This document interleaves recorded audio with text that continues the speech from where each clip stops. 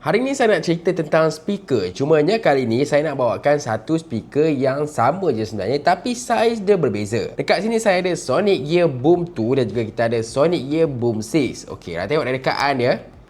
Sama je, beza dia saiz dan berat je kot. Ya ke? Ada juga yang tanya kan, mana lagi sedap? Yang besar lah lagi sedap. Betul ke kan? Sebab yang besar ni nampak harga dia lebih mahal kat sini kan. Semestinya lebih sedap. Tapi sebenarnya kalau nak beli ni, kena ikut pendirian anda. Anda tak boleh beli ikut pendirian orang. Jom saya cerita kenapa. So, untuk Boom 2 ni, yes, dia sebuah speaker yang ringan dekat sini. Yang mana kalau anda nak bawa travel memang mudah lah. Ataupun nak simpan pun mudah sebab dia kecil je dekat sini. Berbanding dengan Boom 6 yang ada ni, Boom 6 ni nak pegang sebelah tangan pun macam tengah angkat dumbbell. Memang berat dekat sini. Okey, kemudian dia lebih lebar. Kalau nak buat merata tu macam nak letak dalam beg pun rasa berat kan. Ya, itulah perbezaannya. Kemudian dua-dua ni rekaan sama. Cuma kalau tengok sini ada tempat megang. Yang ini sini ada tempat megang.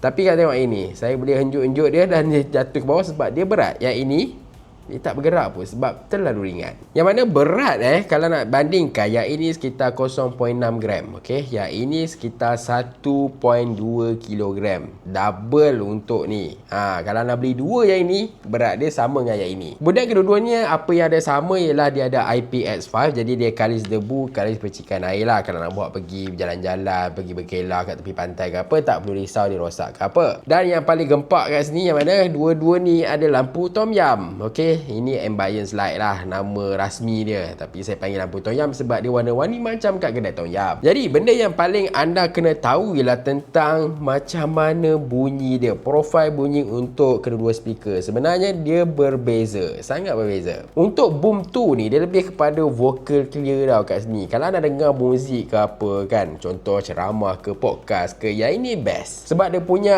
vokal tu sampai dekat anda kat sini.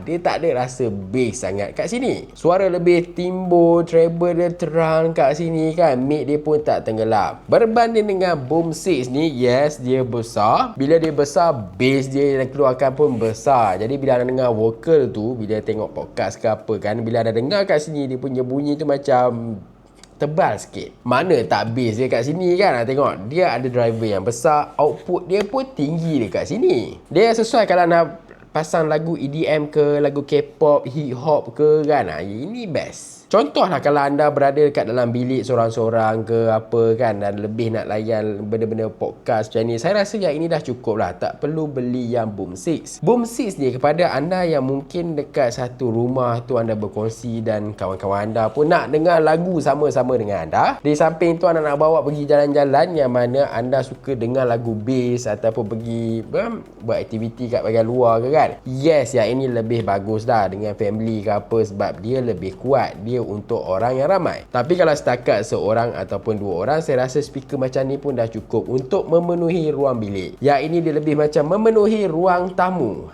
Beza. Ni ruang bilik, yang ini ruang tamu. Tapi tak best kalau kita cakap saja kan. Apa kata kita test sikit macam mana bunyi audio kedua-dua ni. Tapi saya just bagi sikit lah, nanti YouTube nak copyright pula. So macam saya cakap tadi, untuk Boom 2 ni lebih untuk kegunaan untuk seorang student ke, nak tolong dia study kan, nak dengar lagu.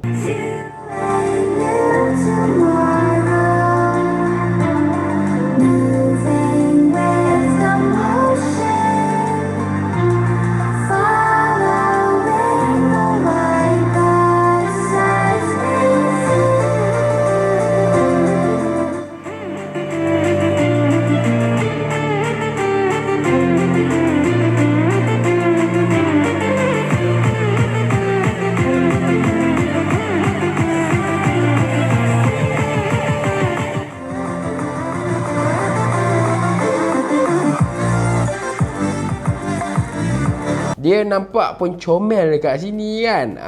Tengok dia punya lampu kiri kanan ni dia ada. Okey. Tapi kalau memang anda seorang berjiwa bass kat sini kan, ya inilah. Tengok, yang ini.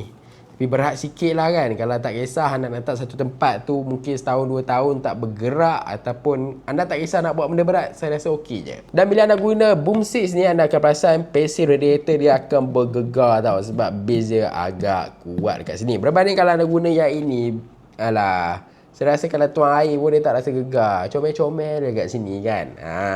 Jadi secara kesimpulannya, nak beli yang mana kan? Okey, kalau dari segi tahan lasak, saya rasa dua-dua tahan lasak kat sini. Tak ada masalah, dua-dua pun anda boleh beli, dua-dua pun anda boleh bawa pergi berjalan-jalan. Cuma nak base yang ini, kalau nak lebih kepada travel yang ini. Okey, beza dia memang terasa kat sini lah. Walaupun dia punya profile sound tu sebenarnya sama je lah, disebabkan oleh driver dia yang ada kat sini kan. Jadi dia lebih base kat sini lah.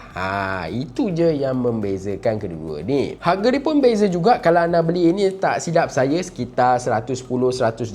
Okey, untuk Boom 6 yang besar dan berat ni. Tapi untuk yang comel ni, Boom 2, harga dia tak silap lebih kurang 60 ke 80 ringgit lah. Okey, dia lebih kurang macam tu. Ada promosi, dia murah lah harga dia. Kalau tak ada promosi, harga asal dia lah.